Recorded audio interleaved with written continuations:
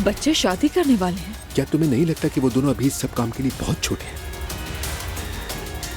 बहुत खूबसूरत तैयार किया था, जबरदस्ती दुआ भी पढ़ी उन्होंने। नहीं, काफी अच्छी दुआ पढ़ी थी उन्होंने।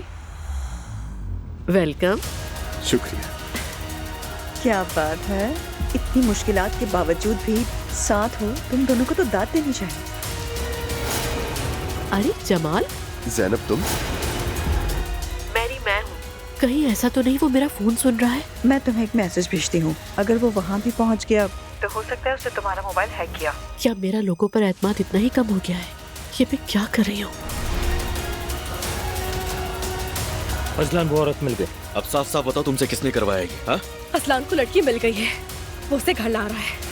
तुमने जो कुछ भी मेरे साथ किया है वो सब कुछ तुम यहाँ बताओगी। तुमने कहा था घर में सब बताओगी, शुरू हो जाओ। मुस्तफा और नाइला को जुदा करने के लिए